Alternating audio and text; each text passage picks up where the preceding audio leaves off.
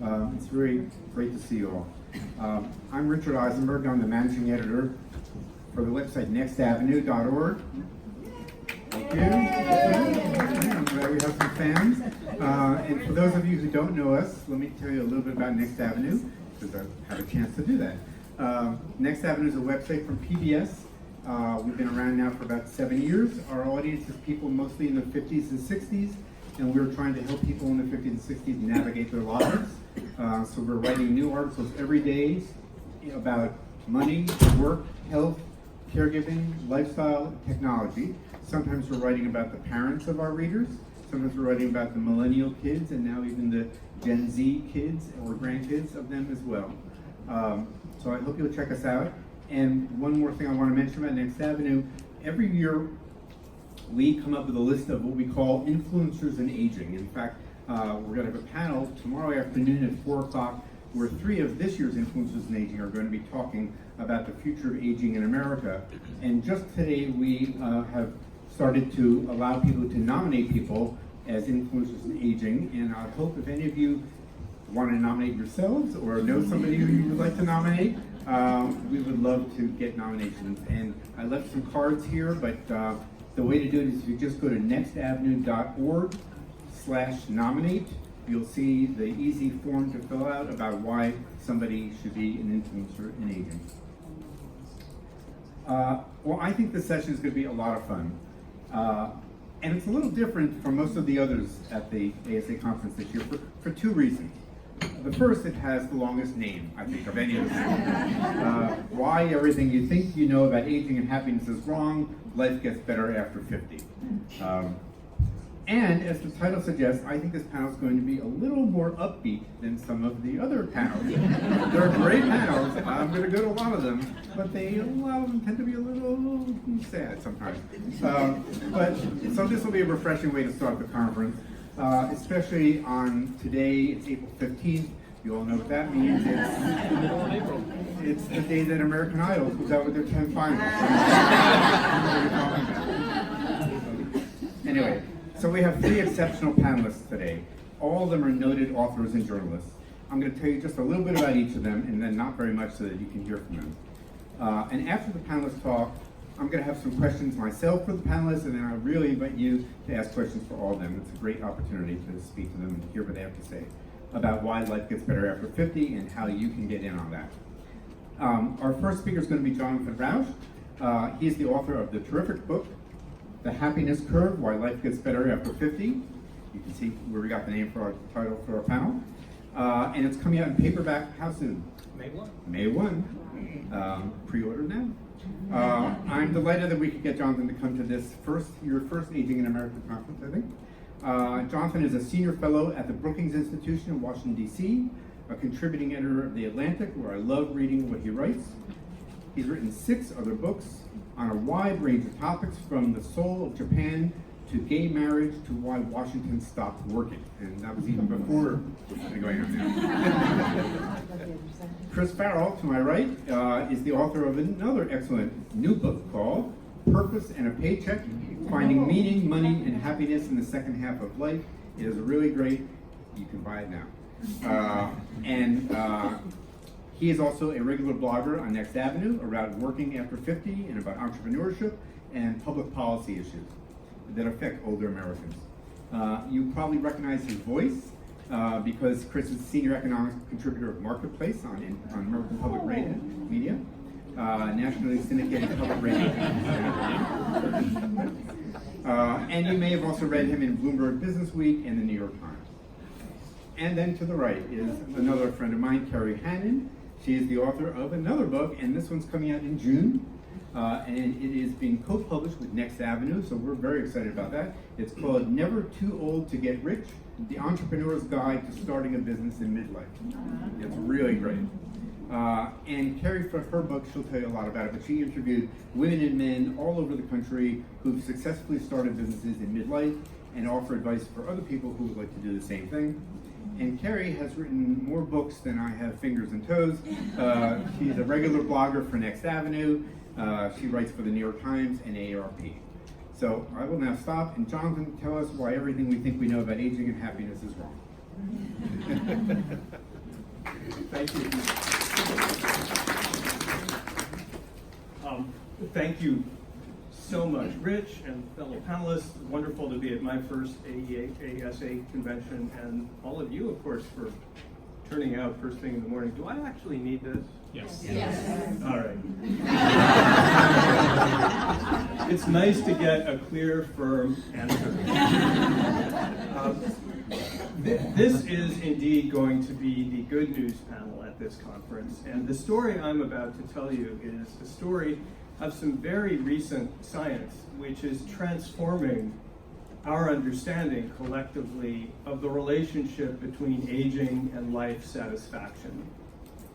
Eventually, this transformation is going to work its way through society in all kinds of ways. It's going to change the way we think about education, about pensions, about employment and work. It's even going to change the way we think about the fundamental journey of life. And we're here to talk about some of those changes and why virtually all of this news is amazingly good.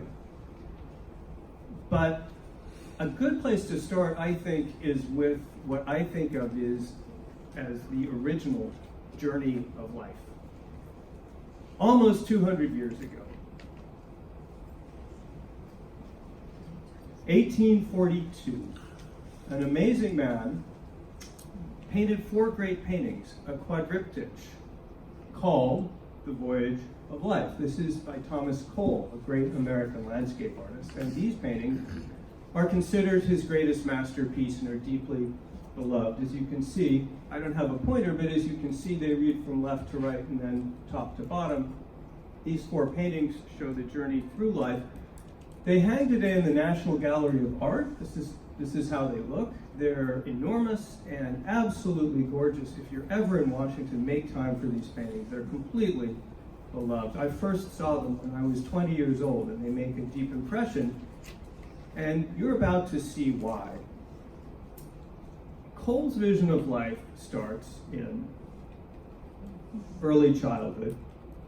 Here we see a baby emerging from the darkness of the womb, which is the cave on the left, in a golden bark.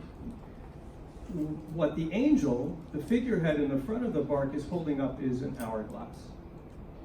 This is telling you that this is a painting about time and the effects of time.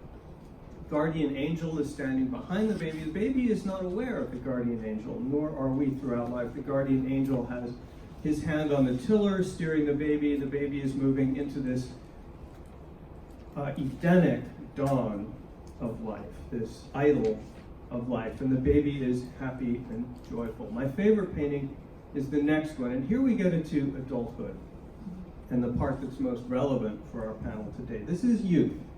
Our Voyager is now about 20 years old. He's got long light brown hair. He's in the prime of life.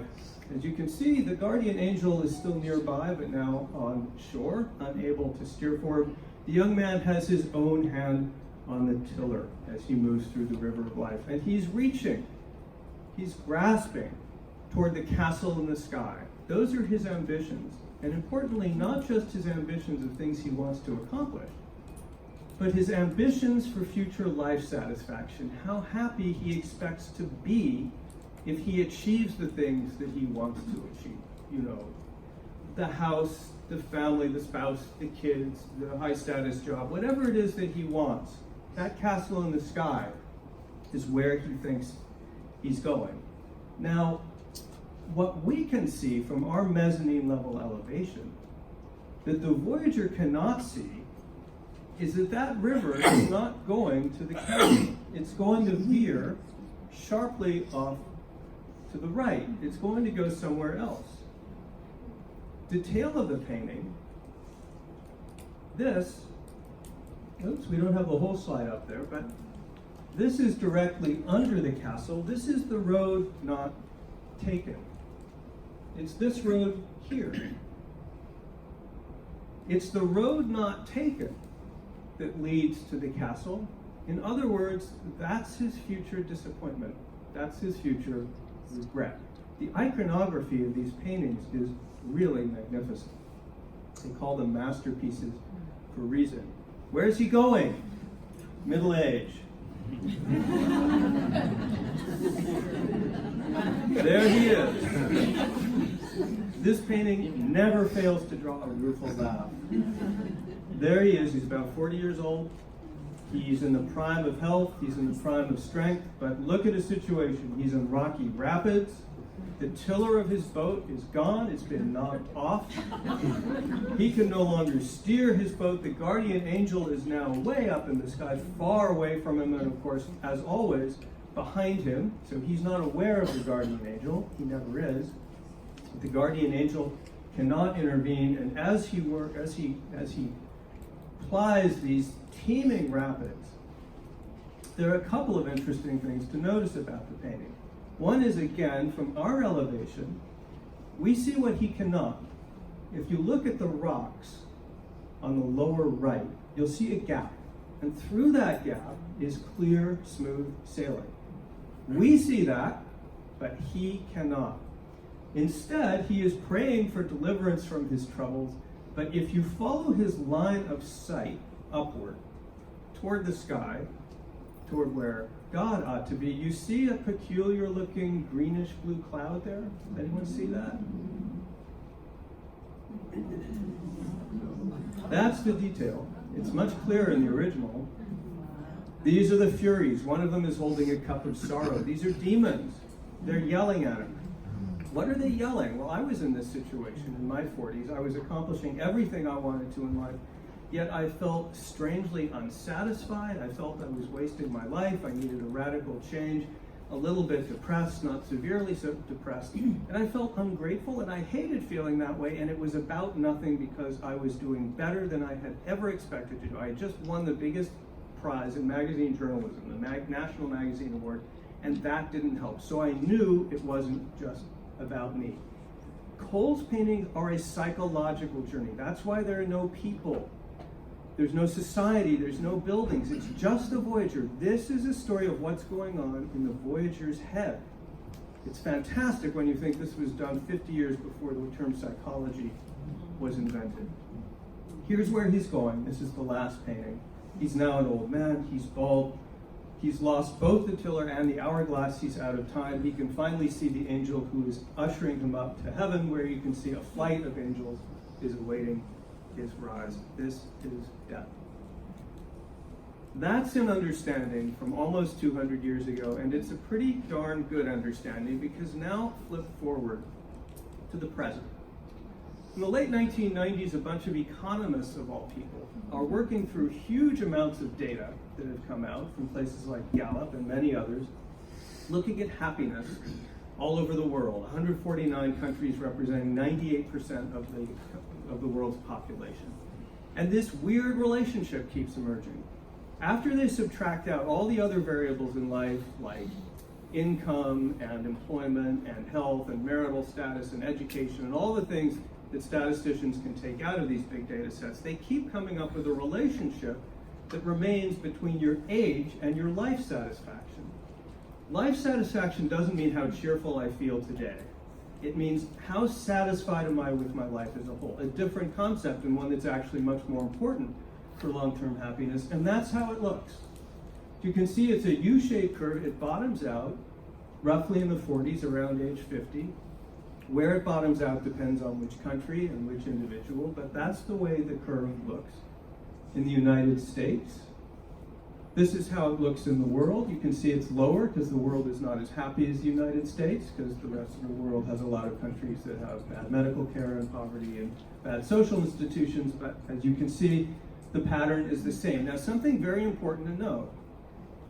Whose life satisfaction is that? Is it mine? Is it Rick's? Is it any of yours? Is it all of ours average? It's none of the above. This is a statistical abstraction of the simple effect of time, age, all by itself on happiness. Your actual happiness depends on all kinds of other things. Are you rich or poor? Are you educated or not? How's your life going? Did you get a Nobel Prize? Did you get a cancer diagnosis? All of those things will affect your happiness. This is the independent effect of aging, but it's pretty big. It's like half to 100% of the effect of losing your job. Think of this as the undercurrent on the Voyager's river, right? It's how strongly he has to row at any given point. Now, how happy or unhappy the Voyager is depends on a lot of things. Is he healthy or unhealthy? Is he good at rowing or bad at rowing? What's the condition of his boat? What's the weather like? Where is he going? No two voyages will be alike. This, however, is the undercurrent, and if other things in your life are stable, as they were for me, you will really feel this undercurrent. This is the U-curve life satisfaction in apes and chimpanzees. This was published in 2012. It's good data. And that's when people, including me, started really sitting up and taking notice that something fairly fundamental and important is going on here. This seems to be something that's wired into higher primates. We don't know a ton about why. We have some good conjecture. We can get to that later if you're interested. But it seems to be pretty fundamental. Before we go on to the implications of this and the rest of the panel, I'd just love to point out something fun. We have now seen two very different graphic representations of the same phenomenon. Does anyone know what they are? The first one? Anybody? Right. And the second? Yeah. Cole got there first. And just for my part, I still like his depiction better. So what are we talking about here? What are the implications? Two things to talk about. First is the midlife implication, and second is the later life implications, and they're fundamentally linked, so we kind of have to talk about them together. So let's talk first about the box on the left, which is this period, a stretch of often 10 years or more, when life satisfaction is harder than it otherwise is in life. It's harder, other things being able to be satisfied and grateful. So here's the conventional story that most of us grew up with. I took this from a book by Richard Leiter and Alan Weber called Life Reimagined. They call it discovery, but it can also be thought of as life satisfaction or mastery in life. The idea is that youth is turbulent, we're getting ourselves set up, it's a time of uncertainty, but then adulthood, maturity, you know, the Voyager in midlife, we're at the peak of our emotional mastery. We've got wealth, we've got status, we've got the means to do things, we've got competence, we've got responsibility, we're taking care of kids, we're taking care of parents, we're at our peak of life. This should be the most masterly time of life, and if we're not feeling masterly, if we're not feeling on top of the world, well, we're having a midlife crisis. Because feeling bad about your life when you're in the top of things, at the peak of mastery, well, something must be wrong with you. If you Google midlife crisis images search, this is what you'll come up with. Tons of stuff like this. It's very heavily gendered. The iconography is almost entirely male. It's about men acting socially irresponsible, doing things that are inappropriately young-seeming, hanging out with chicks instead of their families. The guy here in the lower right is holding a pistol to a stuffed bunny. The caption, which you can't quite read, it says, midlife crisis begins with baldness and ends with taking your common sense. Here's a rare piece of female iconography on the lower right. That's, oh my God, wrinkles. Oh my God, panic, my dresses aren't fitting. And of course, the great icon of midlife crisis, the red sports car. Sometimes it's yellow, it's not always red. It's usually red. So, what's wrong with this picture? First, the story is wrong. Midlife is not a time of supreme emotional power. It's a time of emotional transition and vulnerability. Suicide peaks at midlife. Depression at midlife. Sleeplessness. Many other indicators, which social scientists are only just now starting to focus on the problems at midlife. The opioid crisis that you read so much about, it's concentrated, yes, in midlife. Something is going on there. It's not a crisis. It is a transition, well handled. It is natural, normal, and healthy. It leads to really good things. It's almost universal. The story we need to be telling about midlife is this story. It's a time of emotional low when people need a lot more help than they're getting. The other problem with this story is it leads us to think that by 50, the best years are behind us, right? Because we're now going to go into age and decline, and that's the story that we tell ourselves socially about late adulthood. It looks like this, the sad older people staring into the beach with few social connections and probably depressed, miserable, or lonely. Well, if that's what you expect at age 50 for the rest of your life, no wonder you're feeling pessimistic about what you haven't accomplished. So it backflows, false expectations about late adulthood backflow into midlife to make us even more miserable than we need to be. So what is late adulthood really like? Well, this is one of my favorite slides ever. It's from a very well-known geriatric psychiatrist at UCSD named Dilip Juste. He was so surprised when his first set of numbers came out this way that he reran the whole study on a much bigger scale, randomized thousands of respondents, got the same thing, and all of this is now confirmed again and again and again. This is the solidest empirical work of anything I've showed you today. It's been so well established.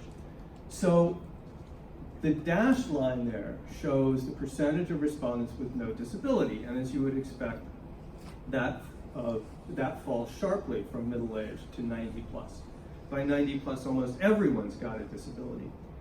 This solid line shows self-rated successful aging, which is a good proxy for life satisfaction. It's going up, not down. Well, how could that be? People are getting older, they're losing capacity, they're getting sicker, they're having to relinquish things that they used to do, maybe playing basketball or whatever. Why are they getting happier? Again, we can talk about the fascinating biology and neurology about that. A bunch is known about changes in the brain, changes in our values, changes in expectations, all of which work to make late adulthood the most emotionally rewarding part of life.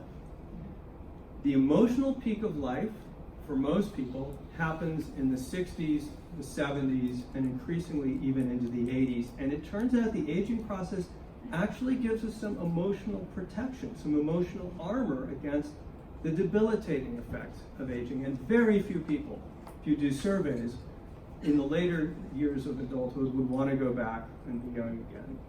So back to our friend Thomas Cole. I mentioned that we're going to have to rethink the voyage of life, which leads to what I think of as the missing painting. This should have been a quintiptich, whatever, 5 paintings. But the story Cole tells is the story that people knew in 1840, and that's you struggle, you work, life is difficult, life is emotionally turbulent, and then you hit about, sometime in your 60s, boom, you die. Cole himself died of dysentery in his 40s. So he never made it, and a lot of people faced that situation back then. So what is this missing painting? If you were starting today, he'd have to add a painting between this painting, middle age, and this painting, death, debilitation. And it would be called late adulthood. Some people call it encore adulthood. And it would not look like this. And this is what the rest of our panel and our conversation will be about. Now, of course, some people in late adulthood are having a difficult time, they're having disease or loneliness or whatever. The things you're going to be talking about in all of the other sessions really happen to people, and they're big problems and they need to be addressed. But they're not, in fact, the modal experience. The modal experience is more like this. Here's what we're talking about. Older adults are the only social resource, the only resource, natural resource, that is getting more and more plentiful. As lifespans lengthen, we, us, the people in this room, and our kids and our grandkids, are getting what I would argue is the single greatest gift in the entire history of humanity, bar none.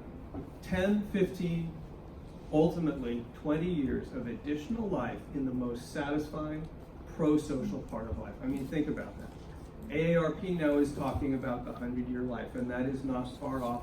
And many of those years will be lifetime of rich satisfaction when people don't want to do this. This generation, my generation, the people coming behind, and some of you don't want to just stop working, leave society, go to the pasture, retire, and die. That is not their plan, and they are not doing that. According to the sociologist Phyllis Moen, over half of people in their 60s and 70s designate themselves, if surveys allow them to do so, as retired but working. Now, these are people who want to give back. They have experience, wisdom, knowledge, problem-solving skills. They're pro-social at this part of life. Their priority is less climbing the greasy pole and achieving status and income. That's one of the reasons they're happier. Their priority tends to be more on the lines of less hard jobs, but jobs that involve teaching, mentoring, passing on skills, nonprofits, giving back. This is a fantastic resource, but it's going to require a lot of adaptation to deal with it. It's going to require moving into this world, which means our pension system is currently organized around Thomas Cole's world, where you draw a pension at 65. In the original Social Security, you were supposed to die before you even drew a pension check, right? Well, that's not going to work. It won't work to be paying pensions for 30 years to pay people who are their most giving time of life to be out of the workforce. So that will have to change. Education will have to change. Midlife is a time of transition to these new values, these new prospects. A lot of entrepreneurship, as you're about to hear. There are more entrepreneurs in late adulthood than there are in their 20s, proportionally speaking. Yep, true fact. So we're going to have to change the education system. So there will be gap years and apprenticeships and continuing education, new education for people in their 50s making this transition. We're going to have to change the workplace. Stop throwing away workers because they're old. Begin creating off-ramp jobs, less hard jobs, but jobs that change what people are doing. This is an enormous resource. The challenge before us all, everyone in this room, everyone on this panel, and our kids and our grandkids, is to rewire society to capture this extraordinary bounty that now faces us.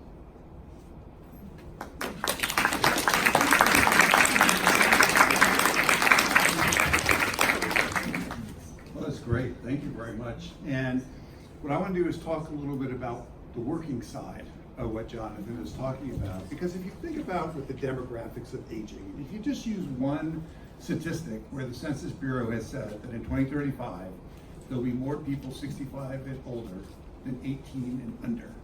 And you mentioned that in the corridors of power in Washington, D.C., where you are talking to a CEO or some sort of organization, and you get this dire surge about the demographics of aging. And at the fundamental core of the idea is that we're just going to have far too many dependent elderly being supported by too few young workers. And what Jonathan is talking about is that that image is completely wrong. And in fact, what is going on right now is a rethinking, a reimagining of the second half of life, the last third of life. And it's a grassroots social movement. It's not being discussed in Washington, D.C. It's not being discussed in Wall Street. But when you just simply look at the numbers, just to the labor force participation rate, so 60 to 64, the labor force participation rate was 44% in 1987. In 2018, it was 57%.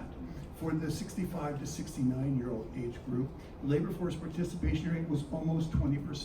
In 1987, it was over 33% in 2018. And then as Kerry's going to talk about, the entrepreneurship numbers are even more striking and even more important. And so there's this grassroots movement. It goes, I like the term unretirement. Some people would call it, the British like the term third age or third act. That's sort of, there's also encore that is out there. But there's a number of factors that are behind it. And part of it is, and there's nothing else from my remarks that you take away, it is both need and want. I always get this question about, well, those people who are working, do they need to work or do they want to work? And the fact is, it's both. And if you think about what Jonathan was talking about, this incredible underappreciated asset we have, a longer lived life where we can contribute more. The other way of putting it is the notion that you've ever worked for 30 years and live off your accumulated savings for 30 years. Oh, by the way, you also raised the family along the way, and you actually had to own a home during that time. The notion that you could just live off your accumulated savings, more and more people realize is not possible, but they also realize that it is not desirable because of the contributions that they can be making. So they need the money. but we're healthier than before, we're better educated than before, we live in an economy where we're dominated by services and information technology, so we're not talking about smokestack America. And probably the most underappreciated aspect of working longer is that work is a community. You know, people actually care whether you show up. And you know, you gossip, and there are people you dislike. I mean, it's a community, right? And there are people that you do like. And so part of this whole work is a sense of status, a sense of respect, a sense of belonging. And finally, the notion that with all the ups and downs in a career, that you just want to walk away at some arbitrary age from all your skill, all your knowledge, all your experience, and yet at our core, human beings want to be useful. We want to be helpful. And people find that less and less attractive. And I was out in the community center out in Laredo, which is a multi-generational development outside of Phoenix. It's kind of like the anti-Sun City because it actually has schools. And but everybody, about a third were 60 and over, half were 50 and over. This guy gets up and goes, "Chris, here's the thing. You retire. You have a cocktail. It's 4:30 in the afternoon. It's the best cocktail you have ever had. You're not worried about the irate customer. You're not worried about the meeting that you're not prepared for. You're not worried about getting fired or whether you have to fire somebody. It's a wonderful cocktail." A couple of months pass by, 3:30 in the afternoon, you have a cocktail. It's a little disconcerting. No one cares. Some more time passes, it's 1:30 in the afternoon, you reach for that cocktail, you realize it's time to go back to work. And what the data says is a very intriguing study by the Rand Corporation, by 2 economists, and about 40% of people within 2 years who retire from a full-time job do go back to work. And when they looked at the data, they assumed that it was for the money, and money is always a good thing, but the main reason was they miss colleagues, they miss purpose, they miss using their skills and their knowledge.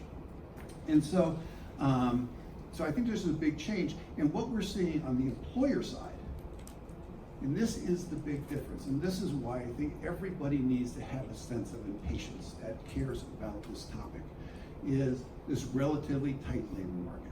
So you cannot listen to public radio, you can't open the newspaper without somebody complaining, "I can't find the skilled workers that I need." Well, hello, they're lined up outside your door. In fact, they're actually probably working for you. And there is a shift going on toward how to retain labor as opposed to how to retire labor. And Carol Heimowitz, who's a reporter with Bloomberg, and she's a friend and colleague of Kerry and Rich, she did this wonderful article about how Hollywood has abandoned ageism. Now you go, seriously? Hollywood? You gotta be kidding me. However, there's this new technology called streaming. And what streaming has done is so increase the demand for people who know how to write a script, who know how to do all the sort of stuff that goes into, not so much, not the people on camera, but all that goes into making a script on deadline, on time. Netflix alone, I believe, was 700 original programs last year. And so what you're seeing is that writers are just getting jobs like this in their 60s or 70s, in their 80s, they're getting jobs, there's demand, and they're working, and they're doing good work. And you're also seeing in the manufacturing sector, which has an older than normal workforce. So I was out at Herman Miller a couple of years ago, and just for example, they have a program because they like to keep their manufacturing workers around. And what they did is you can take 12 weeks off every year consecutively. Nobody does it, by the way, unless they're around 60. And you don't lose your years of service or your pension or your health insurance. And what they have found is that people keep coming back. Because what they do is they move their parents who are getting elderly and they help them out, or they start a business in their garage, or they just take some kind of a break or do projects around the house, but they keep coming back and continuing to work. So a big part of this working longer, however, is I don't want to be told to work 50 hours for 40 hours pay. And a lot of it is people want to move into the nonprofit sector. They want to move into something that provides them with meaning. You know, I'm at the age, and looking around this room, a lot of you are, where young college graduates will come to you and say, you know, what is this career thing? I mean, they know what a job is, but what is this career? And it's a wonderful conversation, and I love them because they're idealistic. They want to be financially independent. They want, but they want a job that provides with meaning, that makes a difference, that they feel is important. And when you have the kind of conversation with a 60-something, it is the exact same conversation with only one difference. The 60-something thinks time is short. And when you're 20-something, time is infinity. And so we are having this, search for meaning and money. A large part of it coming into sort of encore careers, the encore career movement, moving into the nonprofit sector. It's a little bit harder than it's often portrayed. Again, I was giving a talk, and this gentleman got up, and he had been in the information technology business. And he retired, and now he's going to go to the nonprofit sector, and he got a job at a nonprofit in their IT, because that was his skill level. And within 2 weeks, he was telling everybody they were doing it all wrong. And so they fired him. And so he didn't learn his lesson. He got another job at a nonprofit. He waited 3 weeks. And this time he walked, he said, "You are doing everything wrong." He said, "Thank you, it's really wonderful, but please go." So he realized that he needed the shift. And so he was taking time to rethink what was his skill set. He knew he couldn't go into IT with the nonprofit sector, and he was actually driving for Uber and Lyft because he liked talking a lot while he was figuring it out. So he had that sort of self-awareness. But there's all kinds of creativity that's going on in terms of people thinking about house sitting. We interviewed so many waxing shoes for racers in Sun City, the national parks, and a big part of it is also in the sort of mentorship. And I think this is one of the reasons why companies are also more and more thinking about retaining people as mentors. And I went to, as a reporter, you get to talk to some really wonderful people. I mean, they're memorable experiences. And I went to Pittsburgh, and there's a place called New Century Careers. And it's a nonprofit organization of machinists. And the machinists either help young people qualify for an apprenticeship program, or they run their own apprenticeship program. You can qualify through that. And the machinists were all in their 70s and 80s. And the reason is, if you're a 60-year-old, if you're in your 60s and you're a machinist, there's so much demand that they're all working out in the field now. And one of them that I talked to, who was 66, he was planning on retiring in 2 years, and his replacement that he's currently training for the next 2 years is 70 years old. But I talked to all these machinists, and by the way, I got for one 80-year-old machinist, we had this conversation. "Chris, I like you. You're a nice guy. I'm going to tell you, you want to know the secret to making really good red wine in your garage? You get the grapes from Napa Valley. You fortify it with blackberry brandy." Okay, so I'm giving you 2%. These conversations they were artists, they're machinists, and they were training the next generation. And at this place in Pittsburgh, the American dream was alive and well. I mean, they wanted these young people to learn a skill, to have a job, to own a home. And they had a lot to offer. And I asked them, "Do you have to work, or do you need to work?" And they said, "Well, my wife is sickly and we're okay, but I don't know, so I want to work. And I never thought I was going to be a teacher, and I love being a teacher." And so it was both need and want. And by the way, they also on the weekends were working at places like Costco, because they hand out the food and then you get to talk to all kinds of people. So I just want to end on this note. There's a wonderful book from the 1970s by Studs Terkel. You probably have all heard of them. And it's called Working. It's from the 1970s. Now it's a different era, but he interviewed one famous person, Pauline Kael, I think, in the book, but everybody else is an elevator operator, railroad, worked on the railroad, this different era, so secretaries. And just read the introduction. And what he said in all these interviews, everybody needs their daily bread, but everybody wants purpose on the job. They want status, they want respect, they want meaning, they want community.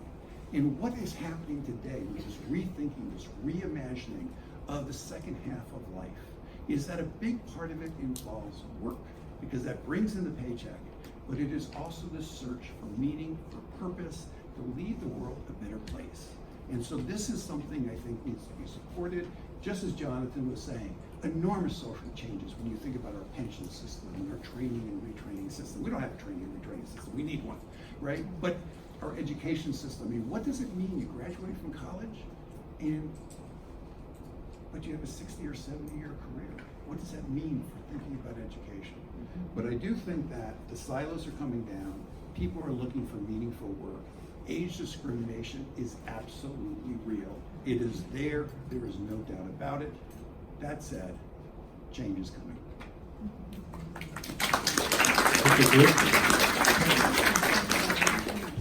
Good morning, everyone. Really nice to be here with you. This is a topic that's so near and dear to my heart.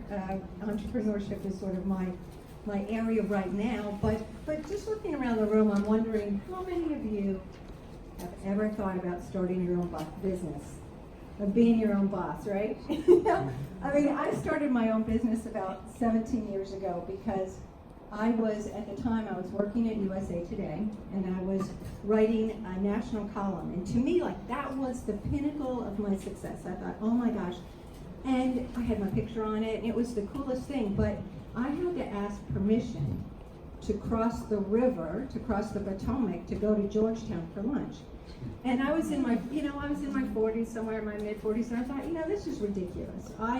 I'm not going to ask somebody's permission. And the point was they wanted to see you in your seat. So for me, entrepreneurship became a really, I could feel it, why I needed to do it.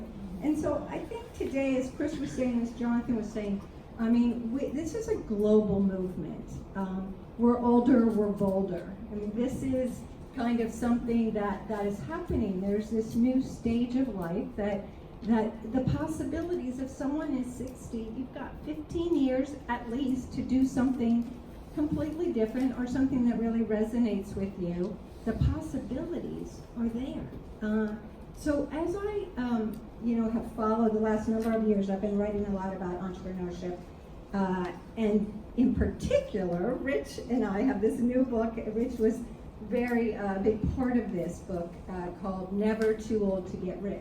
And okay, it's a little tongue-in-cheek. It's not exactly, it doesn't have to be money in your bank. It can be the inner richness you get from, being your own boss. And doing something, work is not a four-letter word. Work is something that it makes us live. It brings us alive. It's creativity. As Chris mentioned, the thing about work is when people step out of the workplace, they often go into a depression. They frequently, they're lost. They grieve their old job, their old identity when they were someone, where somebody asks them for advice and so forth. So it becomes a really a stumbling block to our personal happiness. And studies have shown that work keeps us healthier and it keeps us mentally engaged. And you know what? Being your own boss feels good. It just feels good. So I'll tell you a little bit about the book, Never Too Old to Get Rich, and it'll be out in June. What I did is, in this book, we profile 20 entrepreneurs. And the first group of entrepreneurs are people who have started businesses from a hobby or a passion. And for example, one of the women I profile is Joan Sadler, and Joan was a nurse for most of her career, and she was, it was really a tough occupation, as anyone who's been in that field knows, and she was pretty burned out. Yeah, so it was, and she loved it, but it took its toll. But her hobby, curiously enough for me, was woodworking. And she learned it from her grandfather. And she had a little woodworking studio in her garage. And, when she needed a respite to get away from the nursing world, she started carving things and doing more. Now, Joan also loved horses. Okay, I love horses too, so that's how I met her. But Joan loved horses, so she started carving wood with horse themes. And she would take them to horse events, horse shows and so forth, and she would sell them.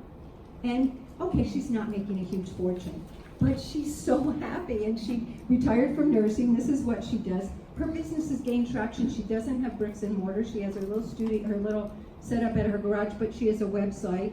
And now people come to her and ask, for her to do custom work for them. And she said to me, Kerry, this is the greatest job. I love being my own boss. I get to set up at these horse shows, and I watch these beautiful horses walk by me every day. And everybody comes and says hello. And so that's just a little example. So the first part is people who started businesses from passions or hobbies. And often, I used to hear that people caution against that. Please don't ruin your hobby. And in fact, I used to tell people not to ruin their hobby. But the truth is, there's been a study that showed that people who do start businesses from hobbies are often more successful. They don't necessarily start off more successful, but over time they are, because guess what? They know their customer. You know, they know what they would want, and so they have an inner network. And so it's a little slower getting started, but these hobby businesses can be really successful. The second group of entrepreneurs that I profile in the book are people who started businesses with a junior partner. So senior junior partnerships. And I absolutely love this dynamic, because I think this is a partnership that really has legs for this new chapter that we're all just discovering, because again, these bonus years is a whole new thing. When you can get a senior entrepreneur with their experience, perhaps the capital, their network, to join forces with somebody who's younger, who has that tech savvy, perhaps, that energy level. It's this, and you're building a business for the future. It's not necessarily a business that's like, oh, this is my retirement business. No, this is a business that can last. It can move forward. So again, it's retiring to something for somebody who might start one of these. And one of the businesses I profile in the book is a gentleman who, he was a big shot lawyer at Verizon, telephone company. And when he retired, his son, he teamed up with his son-in-law, who had been in the beverage business in Washington, D.C., working for, he was a bartender, and he did all kinds of working for beverage supply companies. They started a company, a distillery, making gin. I'm not kidding. It's the first distillery in Washington, D.C. in maybe a century. And it's Green Hat Gin, and it's New Columbia Distillery. But they took the combination of the son-in-law's, he understood the beverage business. He doesn't mind going around doing tastings at bars, and he's a schmoozer. He's good with people, and he can lift the big stuff. He's heavy, he's strong and brawn. And the senior, Michael, the senior, he knew how to get the contacts through the Washington red tape, and he understood the legal aspects. And so there was this night, plus, okay, I must add this, he had capital. So it did help, but they're doing enormously well. So those are two examples of kind of a micro business, and a business that's actually bumping into the millions now. I mean, they're doing really, really well, the distillery. I'm not a big gin drinker, but I have heard that it's very good. And then the third group are social entrepreneurs. So these are people who, kind of what Chris was talking about, who want to make a difference in the world, who have come to this stage in life and said, oh my goodness, I need to keep working, maybe I want to keep working, of course, because I want to live. That's what it's all about. And so they've started businesses that have social impact and social entrepreneurship. And some of these are amazing, from a woman who, again, she actually was a nurse as well, but she started Bernadette's House in the Washington, D.C. area for helping young girls, young African-American women who are really helping them get their legs on the ground and build confidence and so forth. And she's really has her heart in it. She says she made a lot of mistakes along the way. She's had to move locations a few times, but every day is filled with heart and love, and she can't think of anything she'd rather be doing. So we have the social entrepreneurs. The next group, okay, this is maybe my favorite, are women entrepreneurs. And women entrepreneurs are the fastest growing group over 50.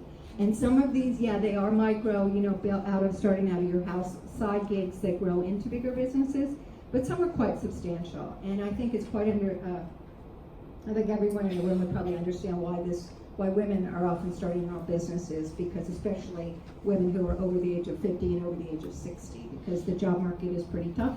Ageism, as Chris alluded to, is really, it's alive and well.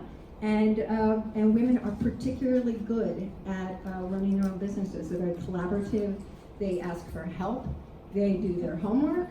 They, take their time. They're patient. They don't do rash things. And so there's some wonderful stories of female entrepreneurs in the book. So I think that, you'll find them, and the breadth of things, starting a cookie company, starting a financial planning business, starting an environmentally safe paper company. We've got all kinds of, right, Rich? I mean, we've got tons of really cool entrepreneurs. And at the root of it, so, when I talk to people about, entrepreneurship and the happiness ingredient there, I tell them a couple of things. They want to know, okay, yeah, I have this idea, so how do I succeed, right? And the fact is, a study came out last summer, I think it was from MIT, showing that older entrepreneurs are actually more successful than younger entrepreneurs. And that's kind of in the face of what we often think, that it's that Silicon Valley, person wearing those really cool shoes that Rich Eisenberg wears. And, so that, what are they called again? I'm trying to. All birds, yeah. So anyway, they show that entrepreneurs, really are more successful who are older. And those reasons, as we probably know here in this room, are that, they've suffered setbacks before, they have the marketing chops, they have the experience, and they may have the capital. So we've got those things. But I tell people, they say to me, okay, Kerry, great, I have this idea. How do I succeed? What are the steps to succeeding? So if any of you are interested in starting your own businesses, I always say, 1, no rash moves. Take your time, do your homework. Number 2, add the skills and certification you might need to do before you start something. Importantly, and I think, Jonathan had a slide up there with, from the intern. Is it the intern? No. Yeah. Volunteer, intern, do the job first, because so often people think something's going to be really dreamy. A woman I know, she was a corporate attorney, she was a lobbyist in Washington. She loved to garden, and when she got kind of, moved along in early retirement, she decided, hey, I'm going to start a landscaping business. And she got out there, and she was miserable, because it really was, it was her respite from the crazy world. It was her place to escape to. And when it became her full-time job, she was so lonely and bored, and it just was the wrong fit. She quickly changed course. So again, volunteer, it's not so dreamy necessarily. And I think those are really important things to consider if you're going to start a business. And I pretty much, the 2 other big pieces of starting entrepreneurship, and if you're talking to the people you work with or whatever who are interested in, or if it's yourself, there's 2 important things. Is to Kerry's program. I have 2 things. I have Kerry's fitness program, which ties into this whole happiness thing, is that, I tell people you have to get financially fit if you want to be a successful entrepreneur. You need to plan. This is no rush move. So you take the time. Entrepreneurship is a process. It sometimes takes 3 to 5 years to really get something rolling. So if you can get financially fit, you're lean, you're nimble, you have opportunities. The possibilities are so much wider for you. So, I encourage people to pay down debts, downsize. Can you move to a different area, a different city where the cost of living might be lower? Lots kinds of ways, but take your time. It takes a while, but start with a budget. Where can you do that? Number 2, get physically fit. Back again to fighting ageism is that, I'll talk to audiences and a lot of times it's women who come up to me and say, should I dye my hair? Should I get Botox? And I'm like, hey, sure. If that's going to make you happy, do it. But if you get physically fit, and you don't have to run fast miles or bench press or what have you, but if you get physically fit, you have that energy, you have that certain thing. No one knows what it is, but they want you on their team, and they want to help you start your business. They want to help you succeed, because you come with this sort of positive vibe, and it comes from eating right, being physically fit, having that energy. And finally, you want to be spiritually fit. And by that I mean not woo-woo religion or whatever, but what I mean is you need to, this is a stressful time in our lives, trying to make decisions about what we're moving into, what we're doing in our next chapter. So I say, you need some meditation practice. Maybe it's yoga. I walk my dog. I love to walk my dog in the country, and it just calms me down. But you need a place of space for you and for figuring that out. And the last thing I tell people, so that's Kerry's fitness program in a nutshell, but I'll be happy to tell you more about it. Mostly, I just love it. But the last thing I tell people is you've got to get your hover on. And they're like, what are you talking about? And I'm like, okay, it's a silly acronym, but it means something. The H is for hope. So as you move into this next stage of life, in this bonus chapter, in this uncharted territory, it's hope. And what hope does is it says, hey, you know what? I can do this. I can do this. It's this inner feeling. Optimism is a little bit different.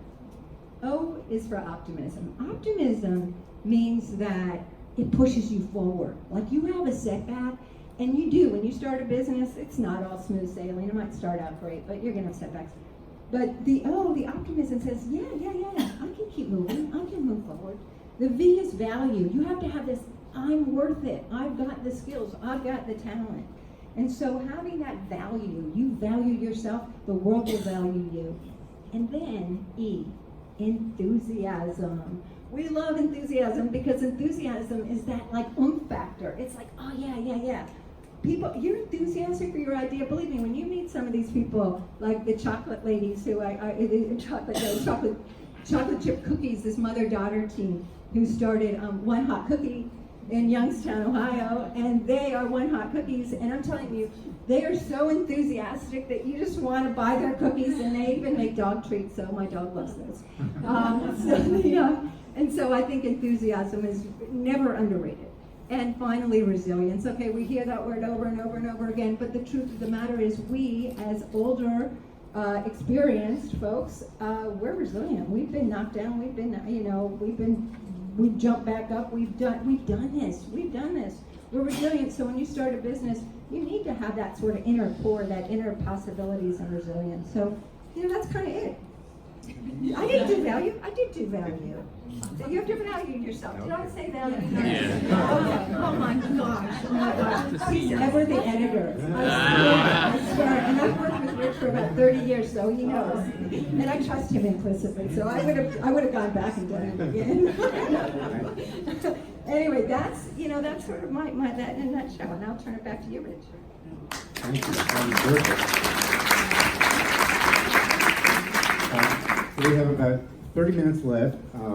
I don't want to hover too much, but I have a couple of questions of my own, and then I'd love to throw it out to all of you, and we only have one mic, so I will do the Oprah thing, and I'll run through the audience.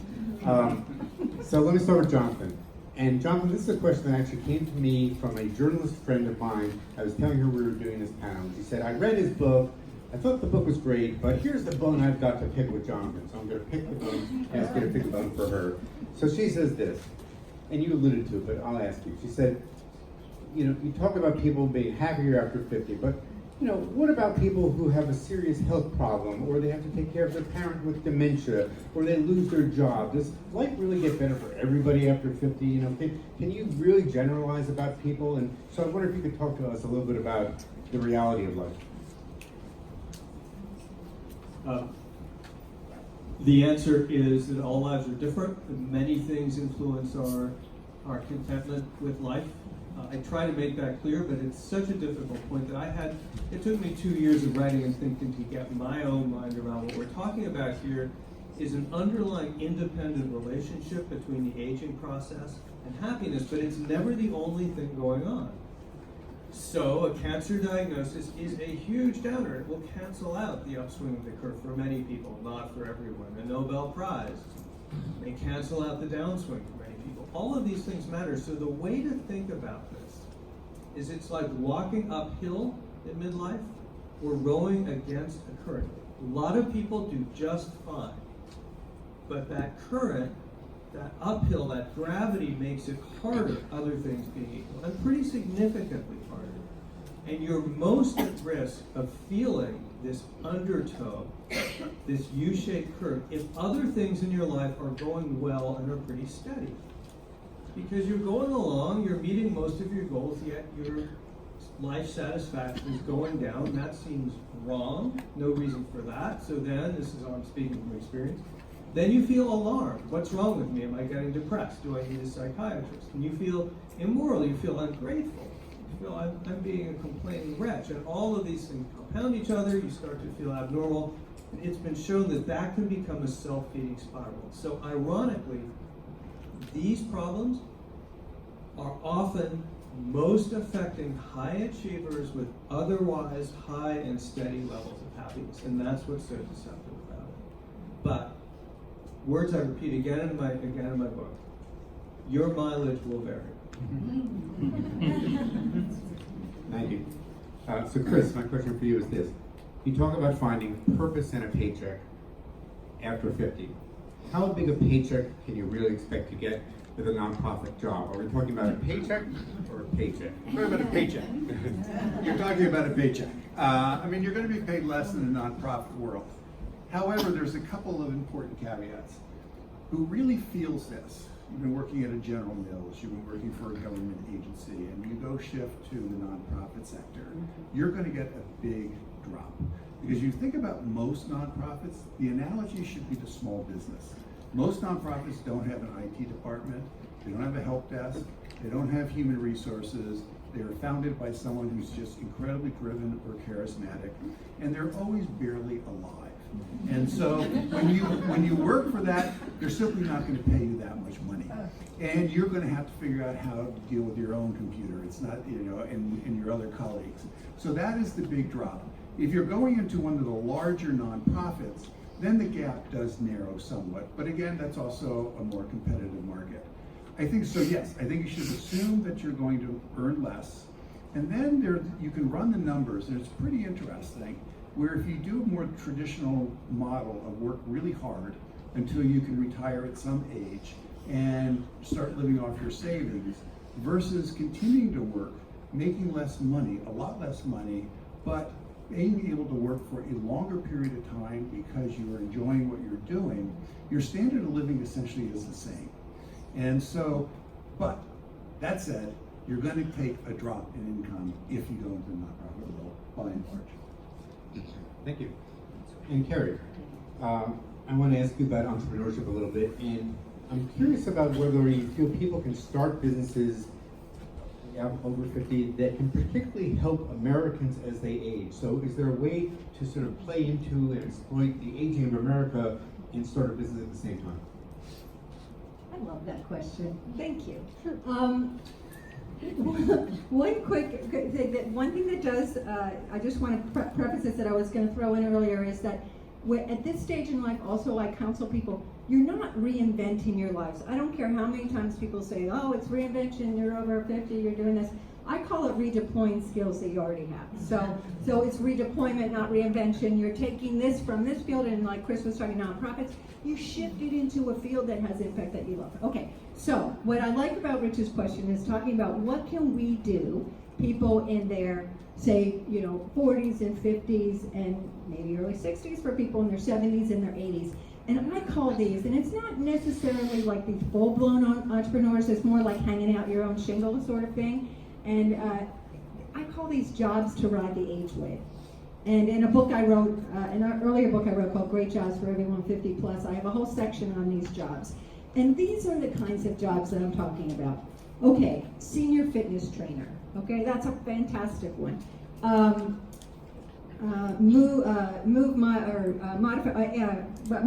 modification pro. Someone who you can go into someone's house and you don't have to be, a builder or a contractor, but you can be an interior designer, and there's ways to get certifications for all these sorts of things to help you be an expert that can help people do their home modifications. That's for aging in place? Aging in place, Yeah. exactly, because so many of us, it's so much more, believe me, my mom's at assisted care, it's super expensive. And if I wanted to live with me in Washington, that would not be as expensive, but my home would need a lot of modification, unfortunately. But at any rate, so that's it. And more people are choosing to age in place. So that's a really growing area. Patient advocate is another growing area because it's so darn confusing and complex. Any of us who have gone with their parents for doctor's appointments and trying to get the insurance stuff. And a financial planner, anyone who can help seniors, specializing in seniors, dealing with some of the issues we're grappling with. There's just this variety of jobs that you can really, provide services and products for people in this aging market. And let's not forget the unpaid caregivers, the family caregivers. A huge part of this equation, doing a whole lot to give back. I saw, last time I looked at this was 8 or 9 years ago, and the figure at that point was if you monetize the value of family caregivers in America, it would be equivalent to the entire bill for Medicare. And also, Jonathan knows this too, even the average out-of-pocket expense for a caregiver who's not getting paid, you're paying, I think it was $7,000 or something. Rich, does that sound about right? It's an enormous financial impact of being an unpaid caregiver on your own financial life is really noteworthy.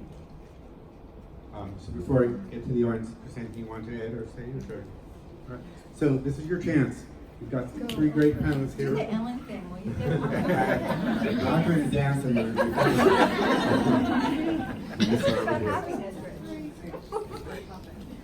Jonathan, you told us about your dissatisfaction when you were at the top of your game, but you didn't tell us the key that turned that around. Could you please do that?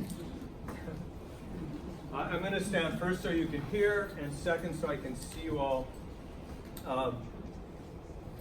I did a lot of things wrong. I thought I was abnormal, maybe going crazy, maybe needed psychiatric help, almost made mistakes like giving up, making a radical change in my career to try to run away from this problem. Luckily, I didn't do those things. I did two things. The first is, in my late 40s, I discovered the literature that I'm telling you about, and that began giving me an explanation. There was nothing wrong with me. It was, I'm gay, and it was a little bit like what I went through in my 20s when I realized, hey, this is a kind of being normal. There is nothing wrong with me. There is something wrong with a society that expects me to be different from how I am.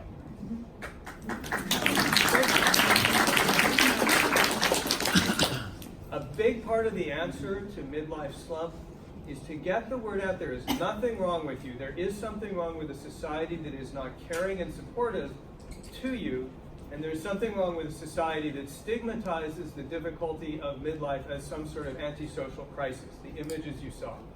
If you know someone, friend or family, who's having a slump in midlife, please don't make jokes about red sports cars. The second thing that turned me around is maybe the most important time. Around the age of 50, things actually got much worse, objectively.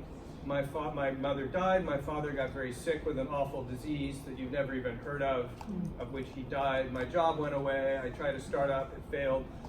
Yet, weirdly, always uncorrelatedly, the fog of this strange dissatisfaction and gloom began to lift around 50. It's very gradual, both in and out. You saw that curve, it's like this, it's not like that.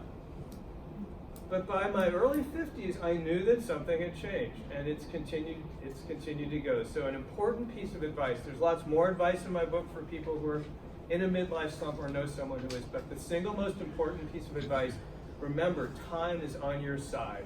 You have 20, 30, maybe even 40 good years ahead of you when it's other things being equal, your satisfaction will get better and better, and just knowing that helps you to wait it out. I want to thank you all for a very optimistic, uplifting panel, especially earlier in the week.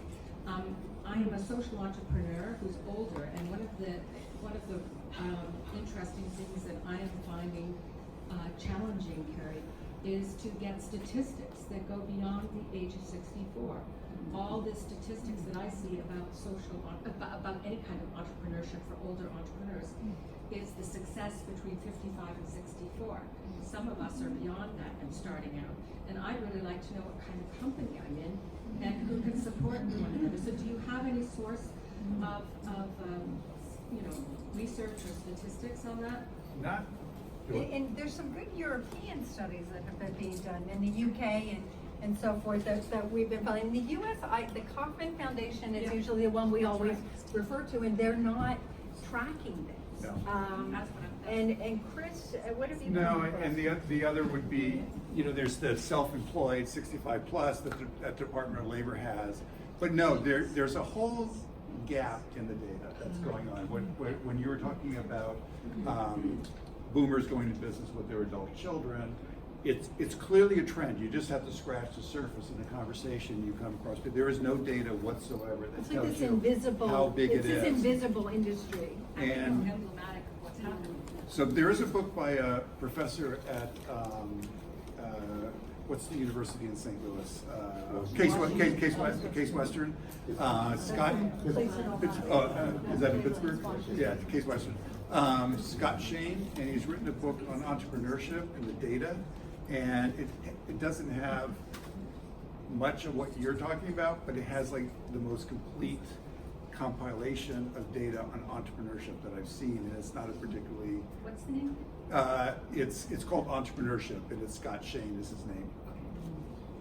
Just one other thing I just want to mention along the lines, before I get to your question, about statistics that we really need but we don't have. We just published an article in Next Avenue last week about why aren't there any questions on the 2020 census about family caregiving.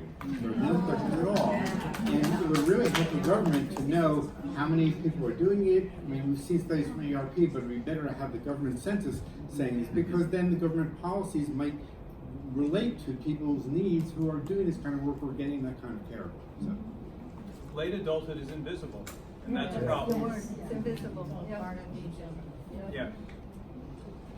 So thank you to everyone. It's very, very thought-provoking. My specific question is for Jonathan.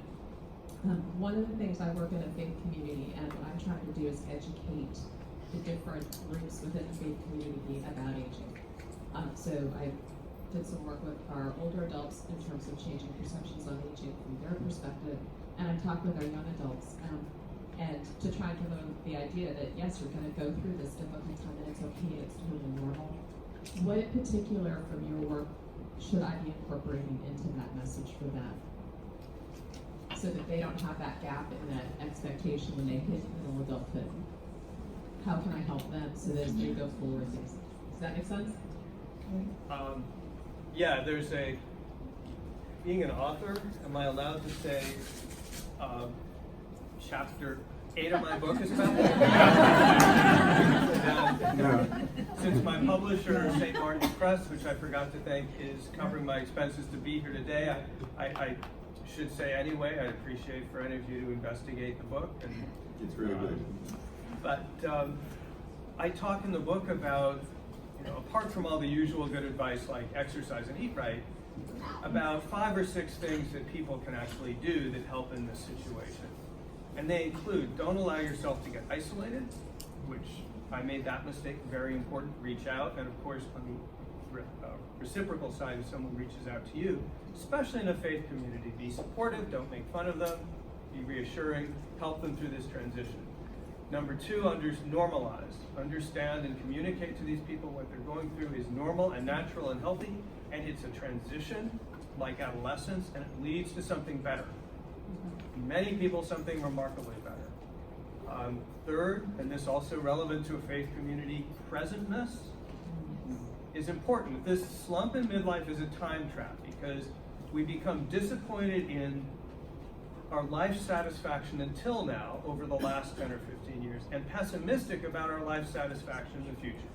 Because we think, well, I'm 50, if I'm not happy now, I never will be. So if you add disappointment in the past and pessimism about the future, you get a high degree of misery. Something that's helpful, stay here in the present. Meditation is good. I treated myself without knowing what I was doing with long sessions in the dark listening to music in my 40s. And try not to dwell on the far future or the distant past. That's counterproductive. There are versions of cognitive behavioral therapy for people facing something more like real depression. In my case, remember those demons in that picture? You saw those 3 guys, right? So those are the voices in my head that, especially in the morning, I would wake up and they would say things like, you're wasting your life. You need to do something completely different. Time is almost up. I couldn't control those voices. I couldn't silence them. But I was able to interrupt them. I developed the habit of, as soon as I started comparing myself with someone else, invariably unfavorably, that's what we do. Why is so-and-so on the Sunday talk shows? I'm not. I developed a pattern of trying to interrupt that, even before the thought could complete. With the 2-word motto, no comparison, just to interrupt it. I didn't know it at the time, but I was engaged in a primitive form of cognitive behavior therapy, which can interrupt those loops, and that can be helpful. Coaching, going out, getting help and support, and it doesn't need to be psychiatric. In fact, usually it's not. This is not an emotional disorder. This is a contentment disorder. It's a satisfaction disorder. It's about your values and your sense of fulfillment. Your values are undergoing change in your life. That's what we're all talking about here. And on into later adulthood, we do need to readjust our lives and our expectations. Coaching is a great model for that. Certain kinds of friends, counseling. In the professions now, in the helping professions, it's now fairly widely understood that what's happening here is a normal transition. So if you go to someone who knows what they're doing, they won't prescribe antidepressants. They will help you with the changes in your life that you need to make. So there are those things. There are also some other things in the book, but those are kind of the things that I try to communicate. And above all, Never forget, time is on your side. Just wait. Rich, can I add to that? Yes, sir. The other thing I tell people that Jonathan's work is, tell them to get out of their head and get into the world, because often we're going through these things in our head. If you can go out and volunteer, if you can encourage them to do something, when you do something for somebody else, you feel better. I mean, and there's something that it's hard to put a figure on that. But that's a piece of advice I give people a lot. And it sounds trite, but the gratitude journal helps. If you can, at the end of the day, sit down, something positive happened that day. You smiled at somebody, you told a joke, someone told you a joke, someone was kind. We all say that, but it works. And the last thing is decluttering. That's another popular thing these days. But when you start decluttering, whether it's your home or your office or whatever, you're making decisions about your life. You're saying, I value this, I don't value that.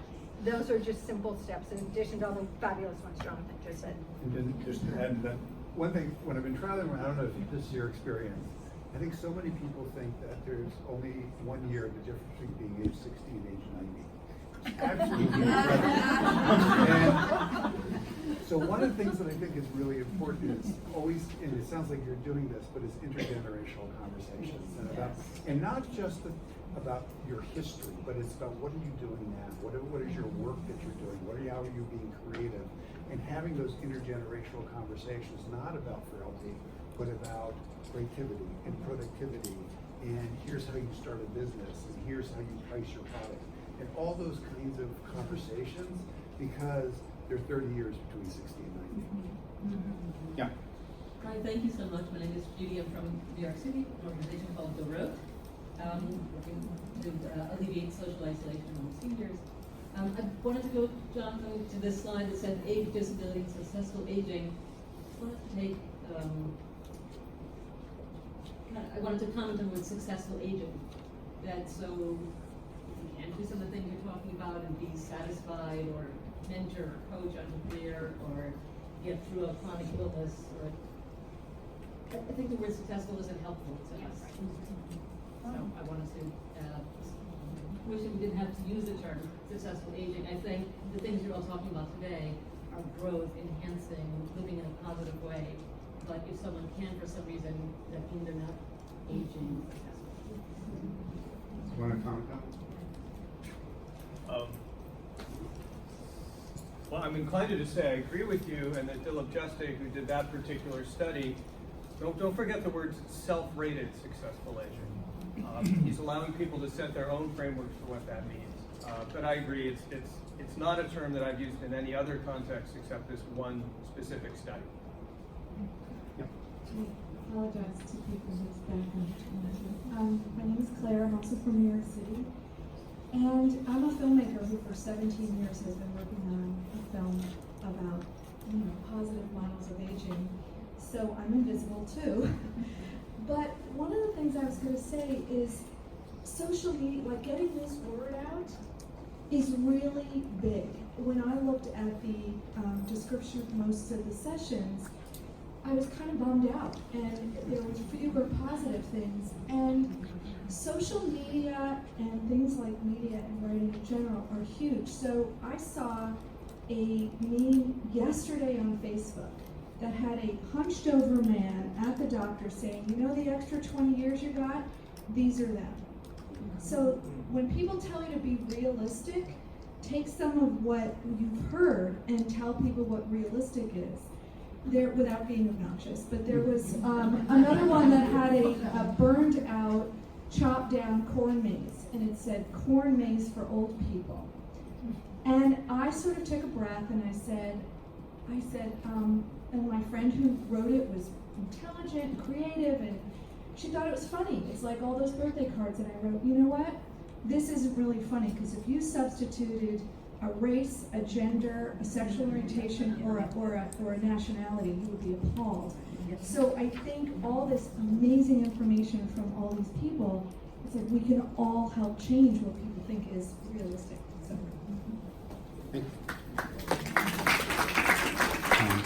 I know some people said that ageism is the last ism that's left.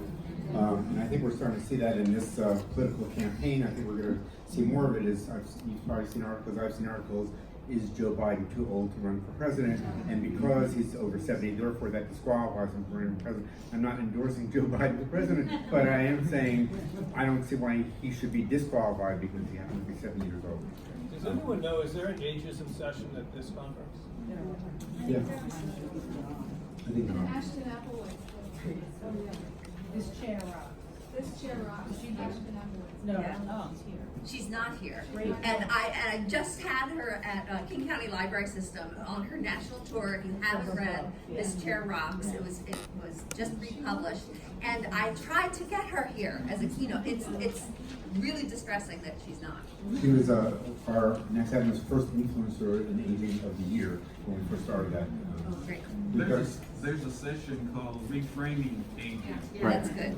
Yeah. That is going to be good. I think it's Tuesday. Hi everybody. Yes, I'm sorry to be behind to my back. My name's Karen Garrison. I'm from San Francisco. And one thing I actually haven't heard is, as we all enter this third rail, this third act, what are the gender differences? Because I kind of feel like, okay, we talk about men and women in careers, and then we get to be over 60, and all of a sudden we're all lumped together. And so, like, as an entrepreneur or as a person just in life, what are some of those differences? I see my husband struggling maybe with, like, okay, well, I'm 57 and now trying to move up my ladder, and maybe ageism is getting to him at 57.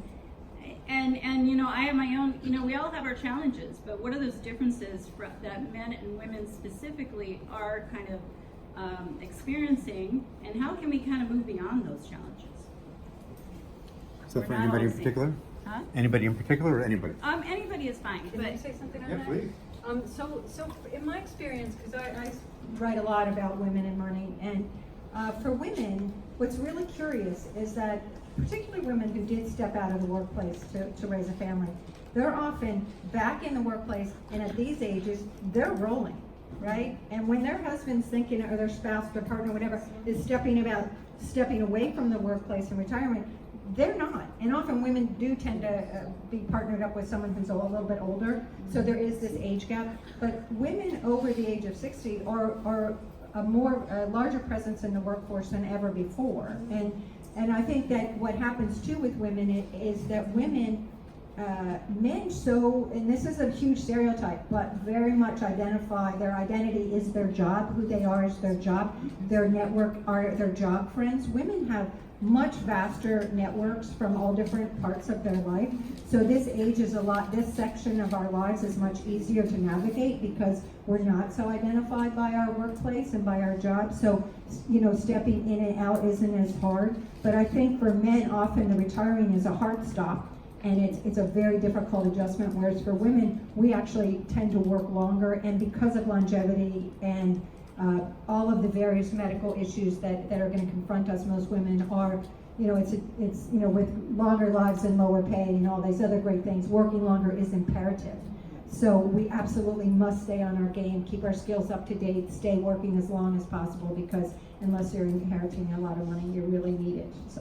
So those are some things that I'm concerned about. The other thing I like to tell people is at this stage of life is it's like a patchwork quilt. Nothing is forever. Even all these entrepreneurs I've interviewed, I wrote a book called What's Next a number of years ago. When I went back to talk to these people who had started new ventures over the age of 50, a third of them had moved on to something else. So this is a time in life to do lots of different things. Nothing is forever. It's not like our linear career, so it's an exciting time. When I talk about work, I tell people it's possibilities. You're not locked into anything. There's another book that I read recently that we wrote about Next Avenue. What's going on? We're almost done. About discontent in retirement. It's by a professor from the University of Toronto. And she did something very interesting. It was almost the opposite of most of the books that I've read about retirement. She talked to people who were not happy in retirement, not because of financial reasons, because they felt like they weren't ready, weren't prepared for it. And she talked to former CEOs, former doctors, former homemakers, and former professors. And the theme in that book was that there's adolescence, we are sort of getting prepared to become adults, but there's really nothing that prepares us for retirement, for life after full-time work, and what are we going to do with our days, and who are we going to be friendly with when the friends we had are still at work, or we moved to a different location, we don't know people there. And so she talked to people to find out sort of how they were grappling with that. And I really do feel like that's a big issue in America, which is that we don't prepare Americans for the next chapter of their lives. They have to figure it out themselves, and that's hard to do. Yeah, and I think that last point is incredibly important. That in the United States, we put so much onus on the individual to figure this out. And people need institutional exit ramps and on-ramps throughout their career in the education system, in the corporate system, and organizations. Just as someone would retire in a 401k package, well, what about a phased retirement package? What about an encore career package? You know, making these paths, putting less of the onus on the individual and more on society and our economy to create it, to make it easier for people to be engaged. One of the things that we're talking about, you know, in terms of entrepreneurship, is one of the exciting aspects in our society over the past 20 years has been the rise of these entrepreneurial ecosystems, the co-sharing workspaces, the incubators, the accelerators, the innovation districts. And yet, if you notice all these places, even though a lot of the entrepreneurs are 50 and over, they're not welcome. The advertising isn't there. And so we need to create institutions that make it welcoming for people to rethink and reimagine, because no matter what, and we all know this, transitions are incredibly hard. They're harder, and they take longer, and they're more expensive than anyone would like them to be. So a lot of this is, how do we build institutions so that people can rethink and reimagine the second half of life? Thank you. With that, I think we can transition to the rest of the conference. Thank you all.